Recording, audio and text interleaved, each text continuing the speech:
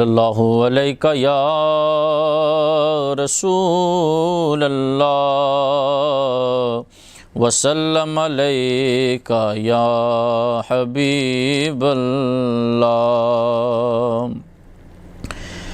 اب تنگی داماں پہ نہ جا اور بھی کچھ مانگ، اب تنگی داماں پہ نہ جا اور بھی کچھ مانگ، ہے آج وہ ماہل بیتا اور بھی کچھ مانگ، ہے آج وہ ماہل بیتا اور بھی کچھ مانگ۔ ہر چند کے آقا نے برا ہے تیرا کشکول، ہر چند کے آقا نے برا ہے تیرا کشکول، کم ظرف نہ بن ہاتھ برا اور بھی کچھ مانگ، کم ظرف نہ بن ہاتھ برا اور بھی کچھ مانگ، ہے آج وہ ماہل بیتا اور بھی کچھ مانگ۔ جنت تو ملے گی تجھے سرکار کے صدقے، جنت تو ملے گی تجھے سرکار کے صدقے، سرکار سے جنت کے سوا اور بھی کچھ مانگ، سرکار سے جنت کے سوا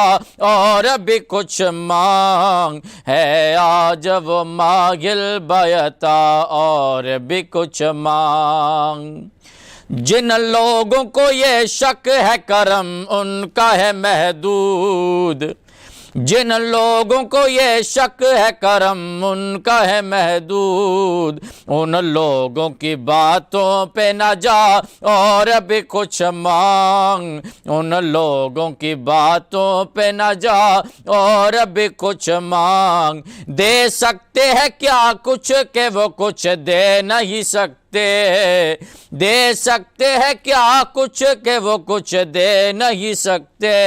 یہ بحث نہ کر ہوش میں آ اور بھی کچھ مانگ، یہ بحث نہ کر ہوش میں آ اور بھی کچھ مانگ، ہے آج وہ ماہل بیتا اور بھی کچھ مانگ۔ میری سرکار کا در ہے در شاہ تو نہیں ہے، میری سرکار کا در ہے در شاہ تو نہیں ہے، جو مانگ لیا اور بھی کچھ مانگ، جو مانگ لیا اور بھی کچھ مانگ، ہے آج وہ ماہل بیتا اور بھی کچھ مانگ۔ اس در پہ یہ انجام ہوا حسن طلب کا، اس در پہ یہ انجام ہوا حسن طلب کا، جو لی میری بر کے کہا اور بھی کچھ مانگ، جو لی میری بر کے کہا اور بھی کچھ مانگ، ہے آج وہ ماہل بیتا اور بھی کچھ مانگ۔ پہنچا ہے جو اس در پہ تو رہ کے نصیرات، آواز پہ آواز لگا اور بھی کچھ مانگ، اب تنگی داماں پہ نہ جا اور بھی کچھ مانگ، ہے آج وہ ماہل بیتا اور بھی کچھ مانگ۔ بسم اللہ الرحمن الرحیم۔ رب اشرح لی صدری ویسر لی امری واحلل عقدۃ من لسانی یفقہوا قولی۔ الحمدللہ الذی لا مانع لحکمہ ولا ناقض لقضائہ، والصلاة والسلام علی سید انبیائہ وسند اولیائہ واحبابہ المعارضین لاعدائہ، اما بعد فاعوذ باللہ من الشیطان الرجیم، بسم اللہ الرحمن الرحیم۔ یا ایہا الذین آمنوا کتب علیکم الصیام کما کتب علی الذین من قبلکم لعلکم تتقون ایاما معدودات۔ صدق اللہ العلی العظیم۔ الصلاۃ والسلام علیک یا رسول اللہ وعلی آلک واصحابک یا حبیب اللہ۔ الصلاۃ والسلام علیک یا رحمۃ للعالمین وعلی آلک واصحابک یا خاتم النبیین۔ الصلاۃ والسلام علیک یا رسول رب العالمین وعلی آلک واصحابک یا شفیع المذنبین۔ الصلاۃ والسلام علیک یا خاتم النبیین وعلی آلک واصحابک یا خاتم المعصومین۔ اللہ تعالی جل جلالہ وعم نوالہ وأعظم شانہ کی حمد و ثنا اور اس کے پیارے حبیب قائد المرسلین سید النبیین سید العالمین امام الاولین والآخرین جناب محمد مصطفیٰ احمد مجتبیٰ صلی اللہ علیہ وآلہ واصحابہ وبارک وسلم کی بارگاہ اقدس و انور میں درود و سلام ہدیہ کرنے کے بعد، معزز و محترم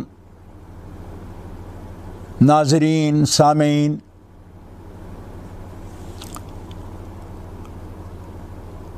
بھائیوں بہنوں، رمضان المبارک کے پہلے عشرے میں جس کو رسول پاک صلی اللہ تعالی علیہ وسلم نے عشرہ رحمت فرمایا، سبحان اللہ، تو آج پوری دنیا میں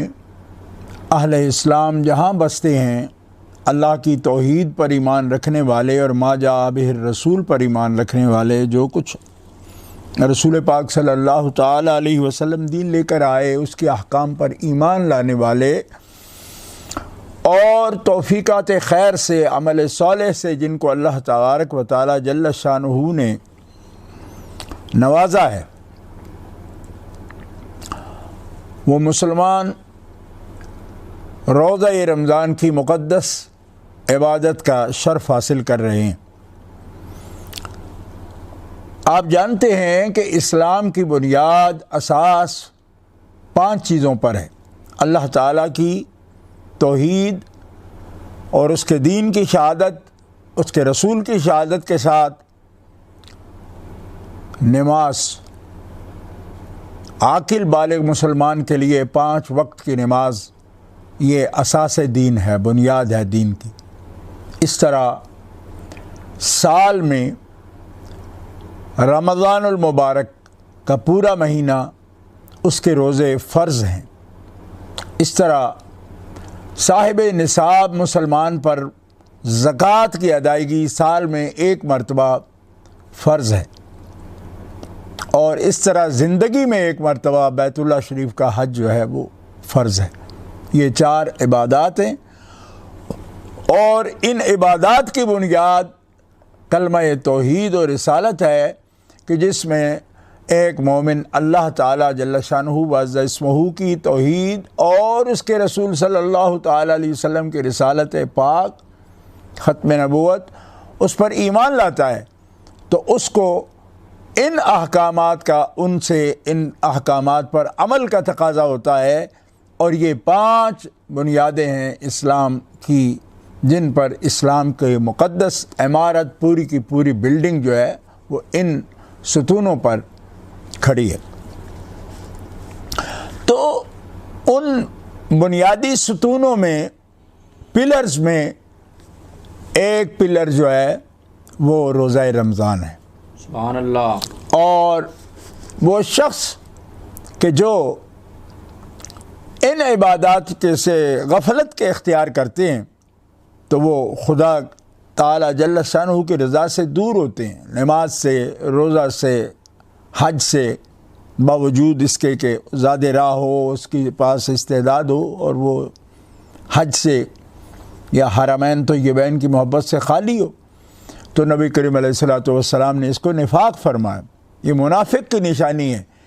کہ اس کے پاس زیادہ راہ بھی ہے، استطاعت ہے، اس کے باوجود اگر حرمین طیبین کے لیے اس کا دل کھنچتا نہیں حاضری کے لیے تو یہ علامت نفاق ہے۔ ورنہ مومن کا دل وہ جہاں جس وطن میں رہتا ہے، جتنی بھی آسانی میں رہتا ہے، جتنے بھی وہ عیش کی زندگی گزار رہا ہو، ایک مومن کی اصل عیش اسی وقت ہے جب وہ حرمین طیبین کی حاضری کرتا ہے، اور مومن کے دل میں شوق ہوتا ہے ہر وقت کہ میں اللہ کا گھر دیکھوں اور اللہ کے حبیب صلی اللہ علیہ وسلم کی قبر انور کی زیارت کے لیے میں حاضر ہوں۔ اسی طرح زکوٰۃ کی ادائیگی ہے کہ ایک مومن جو ہے جس کو اللہ رب العزت نے اس کی حوائج سے زیادہ مال عطا فرمایا ہے، حاجتوں سے زیادہ، ضرورتوں سے زیادہ مال عطا فرمایا۔ دیکھیں اللہ کا کتنا کرم ہے کہ اللہ پاک جل وعلا اپنی اصلی ضرورت کے مال سے میں زکوٰۃ فرض نہیں فرماتا، لیکن جس کو ضرورتوں سے زیادہ دیتا ہے تو پھر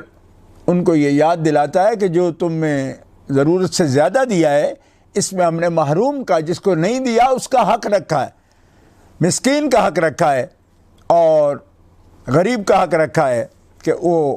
اس کا مال جو ہے اس کو تم زکوٰۃ اللہ کے تعالی جل شانہ کی رضا کے لیے اس کو ادا کرو۔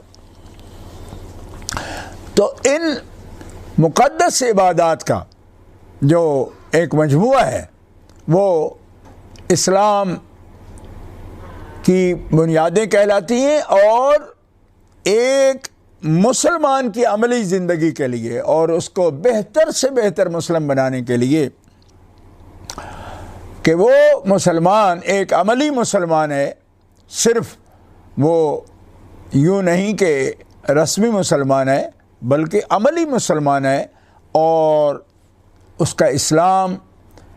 وہ ایک خوبصورت اسلام ہے۔ نبی کریم علیہ الصلوۃ والسلام کا ارشاد ہے کہ اچھا اسلام من حسن مر الاسلام، کہ اسلام کا حسن یہ ہے کہ فضول کاموں سے مسلمان اجتناب کرتا ہے اور جن کاموں کا اللہ نے حکم دیا ہے ان کی بجاوری کرتا ہے، اطاعت کرتا ہے ان کاموں۔ تو ہم جس عبادت میں جو ہمارے پر سایہ فگن ہے، رمضان المبارک کی یہ مقدس عبادت کے ساتھ آیا، اس کے ایک ایک لمحہ قیمتی ہے، اللہ تعالیٰ جل شانہ وعز اسمہ کی یاد کا، اور اللہ کے لیے کلمہ یعنی کلمہ طیبہ کے ورد کا اور استغفار کا، خدا کے ذکر کا، تلاوت قرآن کا اور نوافل کا، بندگی کا یہ مہینہ ہے۔ اور جیسا میں نے احادیث طیبہ آپ کی خدمت میں عرض کی ہیں 2 دن پہلے کہ اس میں نفلی عبادت کا ثواب فرض عبادت کے مطابق دیا جاتا ہے اور فرض کا 70 فرائض کے مطابق دیا جاتا ہے۔ اس طرح نفلوں کا ثواب بھی بڑھایا جاتا ہے اور فرضوں کا ثواب بھی بڑھا دیا جاتا ہے۔ حضرت سیدنا ابو ہریرہ رضی اللہ تعالی عنہ رسول پاک صلی اللہ علیہ وسلم کے جلیل القدر صحابی فرماتے ہیں کہ اذا دخل رمضان، جب رمضان داخل ہوتا ہے تو فتحت ابواب الجنت، جنت کے دروازے کھول دیے جاتے ہیں، وغلقت ابواب جہنم، اور جہنم کے دروازے بند کر دیے جاتے ہیں۔ یہ علامت ہے، علامت ہے کہ جس نے رمضان المبارک میں، یہ وہ مہینہ جو تشریف لایا ہمارے پاس، اس مہینے میں جس شخص نے طاعت کی، بندگی کی، تو گویا یہ مہینہ جنت کے دروازوں کی کنجی ہے، اس لیے دروازے کھول دیے جاتے ہیں۔ یہ علامت ہے کہ یہ رمضان المبارک کی طاعت دراصل جنت کے دروازے کھولنے کا سبب ہے، اس کے ذریعے جنت کے دروازے کھول دی جاتے ہیں، اس علامت میں جنت کے دروازے کھولے جاتے ہیں۔ وغلقت ابواب جہنم، اور جہنم کے دروازے بند کر دیے جاتے ہیں۔ کیوں؟ کہ جس نے اپنی بندگی اور اپنی طاعت اور اپنا چہرہ اور اپنا دل خشوع و خضوع کے ساتھ متوجہ کر لیا اپنے مالک و خالق کی طرف اور دل سے حضوری اختیار کر لی، گویا اس کا یہ عمل ہی جہنم کے دروازے بند کر رہا ہے۔ اور اس کے بندے کے لیے کہ جس شخص نے متوجہ اور رجوع اور انابت اللہ کی ہے، رب تبارک و تعالیٰ نے بطور علامت اس کے لیے جہنم کے دروازے بند کر کے بتا دیا، جو میرا بندہ میری طرف متوجہ ہے خشوع و خضوع کے ساتھ، اس کی اس عبادت کا تقاضا یہ ہے کہ اس پر جہنم کے دروازے بند کر دیے جاتے ہیں۔ وَسُلْسِلَةُ الشَّيَاطِينِ، اور شیطانوں کو جکڑ دیا جاتا ہے، شیطانوں کو جکڑ دیا جاتا ہے۔ اس میں اس بات کی علامت موجود ہے کہ جس نے خواہشات کو جکڑ لیا، خواہشات کے منہ میں جس نے لگام دے دی، رک گیا جو خواہشات، بلکہ ناجائز نہیں جائز خواہشات سے بھی رک گیا، کھانا حلال کھانا، طیب کھانا حلال ہے رب کی طرف سے، لیکن وہ حلال سے بھی رک گیا اللہ کے حکم کی وجہ سے کہ حلال کھانا بھی نہیں کھاتا۔ اسی طرح پانی پینا اس کے لیے رب تبارک و تعالیٰ جل شانہ وعز اسمہ نے روا رکھا ہے، جائز رکھا ہے، حلال ہے اس کے لیے۔ کلو واشربو کا حکم ہے، من رزق اللہ، اللہ کے رزق سے، اللہ کی دی ہوئی نعمتوں سے کھاؤ پیو۔ لیکن جب منع فرما دیا تو حلال چیزوں سے بھی رک گیا، کیوں کہ رب نے ایک معین وقت کے لیے اس سے بھی رکنے کا حکم فرمایا تو رک گیا۔ تو صوفیاء کرام، اولیاء اعظام اور سالکین، اللہ تعالیٰ جل شانہ کی محبت کے راستے پر چلنے والے اللہ کے مقرب بندوں نے یہ بتایا کہ اس شخص نے شیطان کو جکڑ دیا، باندھ دیا، جس نے اپنے خواہشات کو باندھ دیا۔ تو اس ایک علامت یہ بھی ہے، اور محدثین کرام فرماتے ہیں کہ شیطان جکڑ دیا جاتا ہے، یہ بھی رمضان المبارک کی خصوصیات میں سے ایک خصوصیت ہے۔ اور یہاں کئی سوالات یہ پیدا ہوتے ہیں، کئی سوالات میں سے ایک سوال یہ ہے کہ شیطان جکڑ دیا جاتا ہے تو پھر بھی لوگ فسق و فجور کیوں کرتے ہیں؟ تو اس کی وجہ یہ ہے کہ صرف شیطان ہی کی وجہ سے فسق و فجور نہیں ہوتا، انسان کے اندر جو نفس ہے، نفس امارہ اس کا، اور اس کی مستقل جو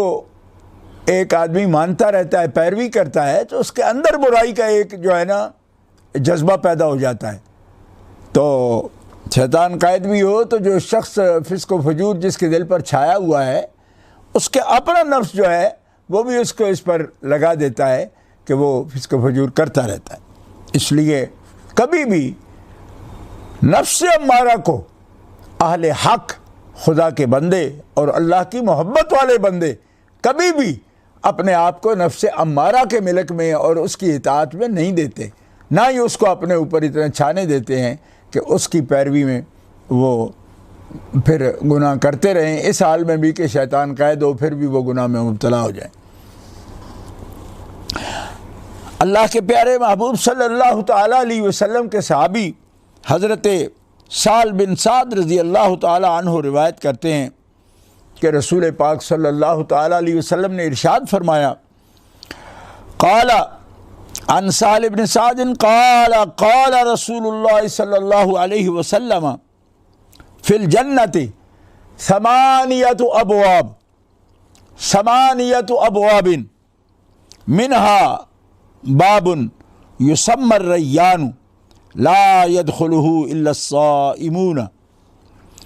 حضرت امام بخاری اور حضرت امام مسلم رحمہم اللہ نے یہ حدیث پاک روایت کی، حضرت سہل بن سعد کی روایت فرماتے ہیں کہ رسول اللہ صلی اللہ تعالی علیہ وسلم نے فرمایا، جنت کے 8 دروازے ہیں، اور 8 دروازوں میں سے ایک دروازے کا نام ریان ہے، اور یہ دروازہ صرف ان لوگوں کے لیے خاص ہے کہ جو کثرت کے ساتھ یا محبت کے ساتھ، یعنی اس عبادت کے ساتھ محبت رکھتے ہیں، زیادہ محبت کرتے ہیں، تو اللہ تبارک و تعالی صائمون کو، روزہ رکھنے والوں کو باب الریان سے اللہ تبارک و تعالی داخلے کی اجازت فرمائے گا، اور اس دروازے سے داخل ہوں گے تو روزے دار داخل ہوں گے۔ یوں نہیں کہ اگر وہ دوسری عبادات نہ کرتے ہوں تو صرف روزہ رمضان سے اس میں داخل ہوں گے۔ اس کا مطلب یہ ہے کہ جن کو روزے سے زیادہ محبت ہے، عبادات سب بجا لاتے ہیں، مگر اللہ کے لیے بھوکا پیاسا رہنا اور خواہش نفس سے رکا رہنا، یہ اللہ کے نیک بندوں کی شان ہے کہ ان کو بعض کو نماز سے زیادہ محبت ہے، کہ بعض کو صیام سے زیادہ محبت ہے، بعض کو زکوٰۃ کی ادائیگی سے زیادہ محبت ہے، بعض کو حج بیت اللہ سے زیادہ محبت ہے۔ تو صائمون باب الریان سے داخل ہوں گے۔ نبی پاک صلی اللہ تعالی علیہ وسلم سے حدیث پاک میں روایت ہے کہ سرکار نے فرمایا کہ جو روزے سے زیادہ محبت رکھتے ہیں ان کو ملائکہ باب الریان سے آواز دیں گے۔ تو حضرت ابو بکر صدیق رضی اللہ تعالی عنہ نے پوچھا، یا رسول اللہ، کوئی ایسا خوش بخت بھی ہے جس کو جنت کے 8 دروازے سے آواز دی جائے گی؟ تو نبی پاک صلی اللہ تعالی علیہ وسلم نے فرمایا کہ میرے صحابہ میں ایسے خوش بخت بندے کا نام ابو بکر صدیق ہے کہ جن کو جنت کے 8 دروازوں سے آواز آئے گی کہ صدیق اس دروازے سے داخل ہو۔ اس کا مطلب یہ ہوا کہ حضرت ابو بکر صدیق رضی اللہ تعالی عنہ کو یہ عظمت حاصل ہے کہ وہ اللہ کی محبت میں اور اللہ تعالیٰ کی بندگی میں، اس کی طاعت میں اس کمال پر تھے کہ ہر دروازے سے ان کو طلب کیا جائے گا، اور ان کو صائمون کے دروازے سے بھی آواز آئے گی، مصلین کے دروازے سے بھی آواز آئے گی، یعنی صلاۃ کے دروازے سے بھی آواز آئے گی، زکوٰۃ کے دروازے سے بھی آواز آئے گی، حج والے دروازے سے بھی آواز آئے گی۔ تو ہر دروازے سے ان کو آواز آئے گی اور وہ جنت میں داخل ہوں گے۔ حضرت ابو ہریرہ رضی اللہ تعالی عنہ کی یہ روایت کہ روزہ رمضان اور قیام رمضان کا کیا مقام ہے، اور کس انداز سے رمضان المبارک کا روزہ رکھنا اور رمضان المبارک کے دن کو روزہ اور رات کو قیام کرنا۔ حضرت ابو ہریرہ رضی اللہ تعالیٰ عنہ فرماتے ہیں کہ رسول پاک صلی اللہ تعالیٰ علیہ وسلم نے فرمایا، قال رسول اللہ صلی اللہ تعالیٰ علیہ وسلم، من صام رمضان ایمانا و احتسابا غفر له ما تقدم من ذنبه ومن قام رمضان ایمانا و احتسابا غفر له ما تقدم من ذنبه ومن قام ليلة القدر ایمانا و احتسابا غفر له ما تقدم من ذنبه۔ حضرت امام مسلم قشیری اور امام ابو عبداللہ محمد بن اسماعیل بخاری رحمہم اللہ، امام ابو عیسیٰ ترمذی اور حضرت امام نسائی، حضرت سنن دارمی میں امام دارمی اس حدیث کو نقل فرما رہے ہیں۔ حضرت ابو ہریرہ رضی اللہ تعالیٰ عنہ فرماتے ہیں کہ رسول اللہ صلی اللہ علیہ وسلم نے فرمایا،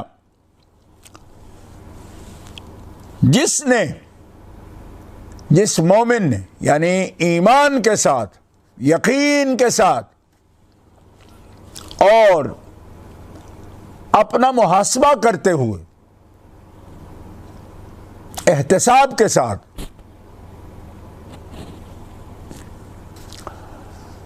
اللہ اکبر اپنا محاسبہ کرتے ہوئے رمضان کے روزے رکھے، اللہ تعالی روزہ رمضان ایمان و احتساب کے ساتھ وجہ لانے کی وجہ سے اس کی زندگی کے سابقہ گناہوں کو معاف فرما دیتا۔ اور من قام رمضان ایمانا و احتسابا، جس نے رمضان المبارک کی راتوں میں اللہ کے لیے، بندگی کے لیے، طاعت کے لیے جو کھڑا ہو گیا، نفلی نماز کے لیے کھڑا ہو گیا، سنت تراویح کے لیے کھڑا ہو گیا، قرآن کی سماعت کر رہا ہے، قرآن کی تلاوت کر رہا ہے، اور احتساب کے ساتھ یعنی حضور قلب کے ساتھ اور اپنے گناہوں کو سامنے رکھتے ہوئے، ندامت کے ساتھ، اپنی عملی حالت پر نظر رکھتے ہوئے،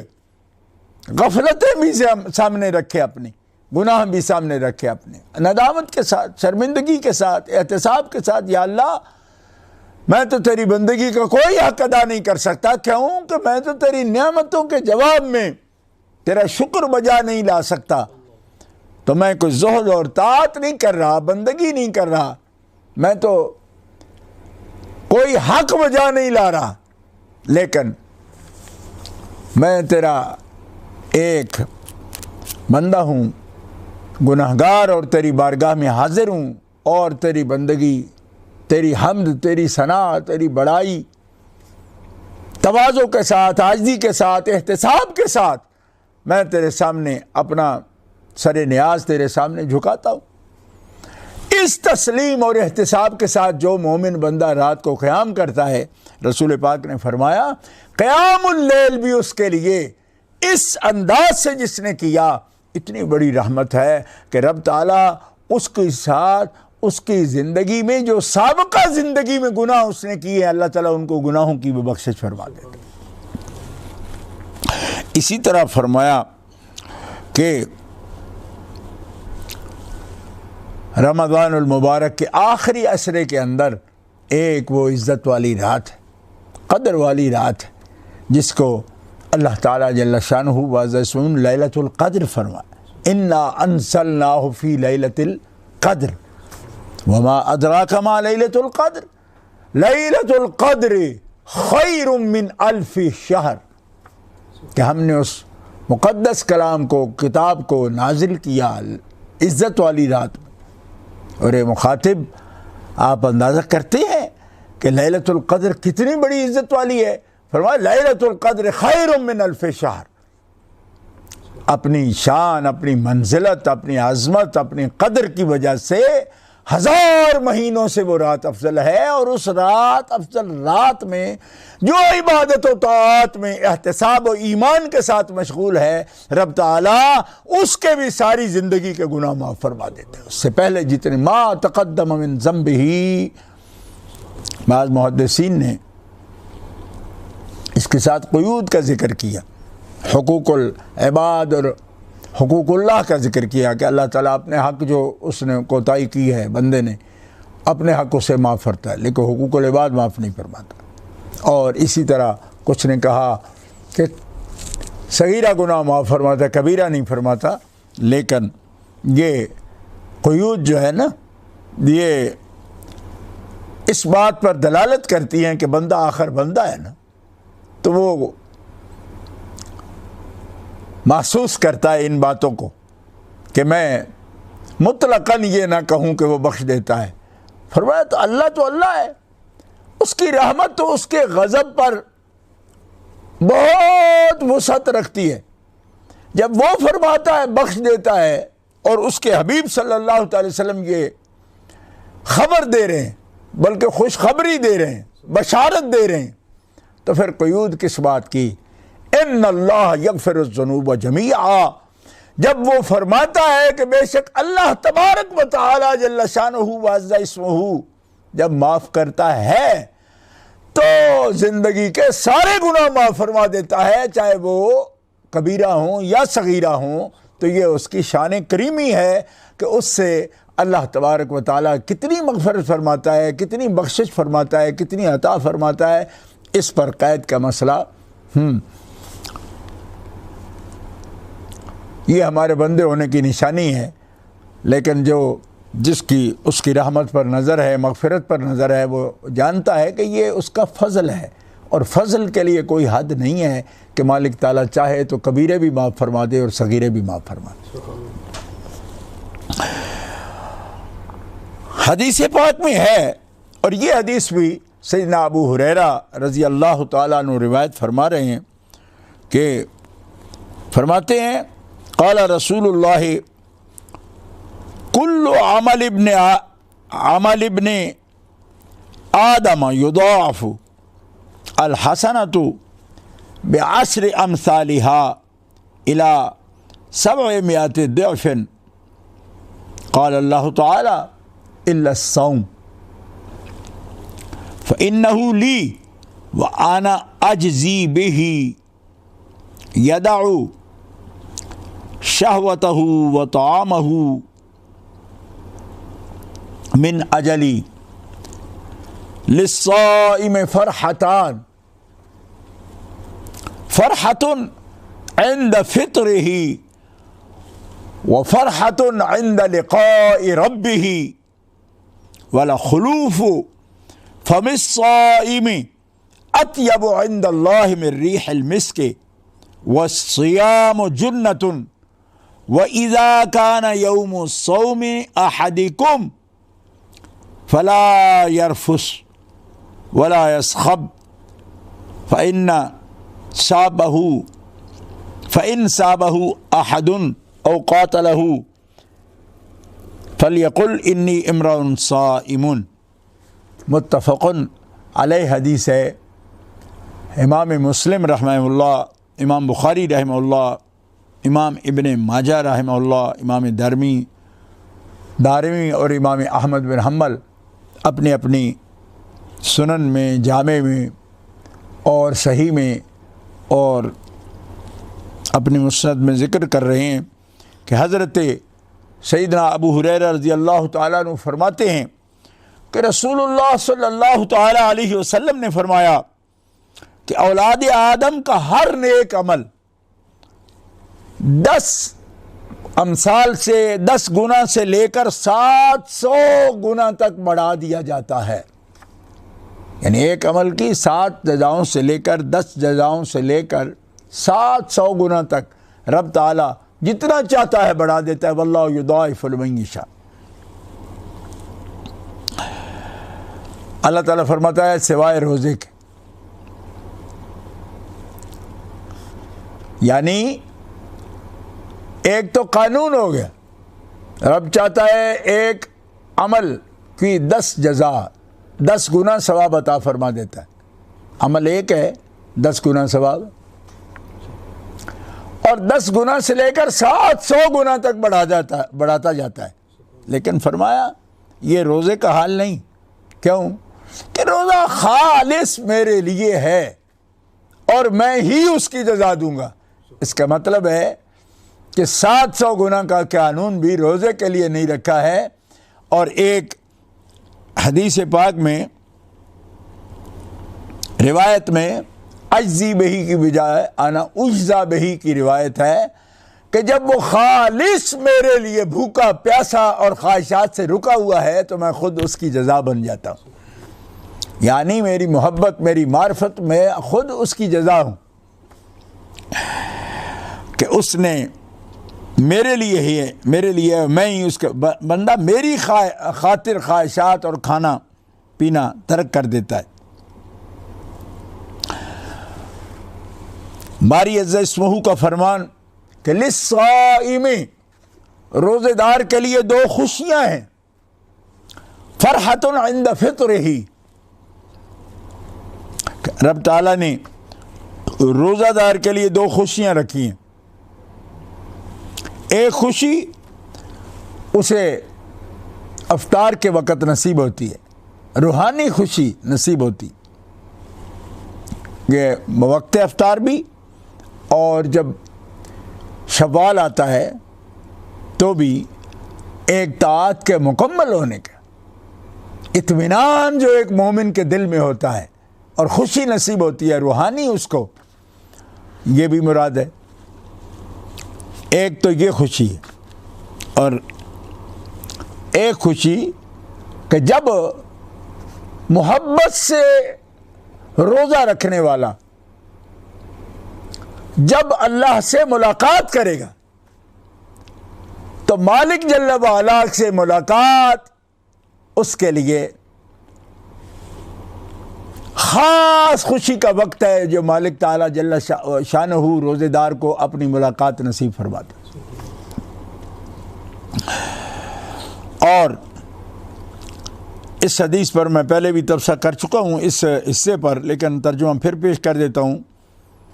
کہ فرمایا کہ روزے دار کے منہ کی بو اللہ کو کستوری کی خوشبو سے بھی زیادہ پسند ہے، اور روزہ والصیام جنۃ ایک ڈھال ہے، جیسے کہ لوہے کی ایک ڈھال ہوتی ہے،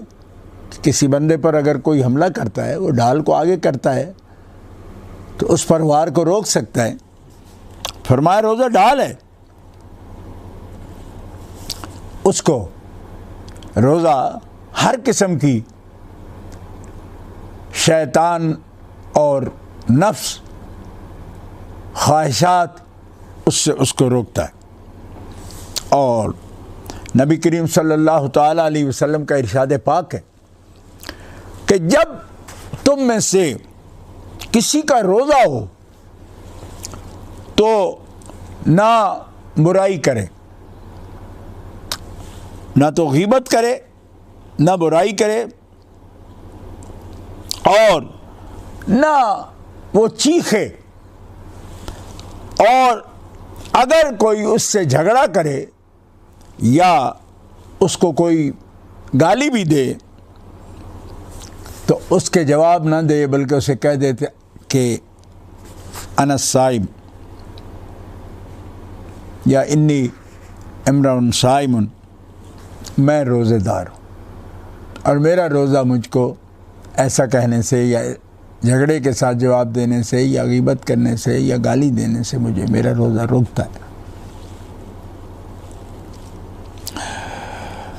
نہ جھگڑا کرے اور نہ ہی سب و شتم کرے کسی سے۔ اللہ تبارک و تعالی جل شانہ وعز اسمہ اس کو اس کا اجر کامل عطا فرمائے۔ گرامی قدر حضرات، یہ روزے کے آداب بھی ہیں جو نبی پاک صلی اللہ تعالیٰ علیہ وسلم نے ہمیں عطا فرمائے کہ بندہ ہمتاً نیت کے ساتھ، عمل کے ساتھ، جوارح کے ساتھ، اعضاء کے ساتھ کامل مقام تسلیم پر ہو اور رجوع الی اللہ کرے۔ اسی لیے صرف کھانے پینے اور خواہشات سے رکنے کو عوام کا روزہ کہا گیا، مسلمانوں کا، اور جو اپنی آنکھ کو، اپنے کان کو، اپنی زبان کو، اپنے ہاتھ کو، اپنے پاؤں کو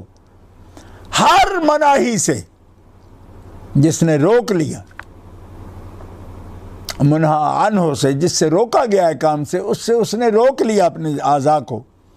تو اس کا خاصوں والا روزہ ہو جاتا ہے۔ تو اللہ تبارک و تعالی جل شانہ وعز اسمہ ہمیں خواص کا روزہ نصیب فرمائے، اور اللہ تعالیٰ اپنے قرب میں، اپنے تقرب میں، اپنے خاص بندوں کے ساتھ ہمارا الحاق فرمائے، ملا دے، اور ان کی صفوں میں شامل کر کے اللہ تعالیٰ اپنا رضا کا مقام نصیب فرمائے۔ سبحان ربک رب العزت عما یصفون وسلام علی المرسلین والحمد للہ رب العالمین۔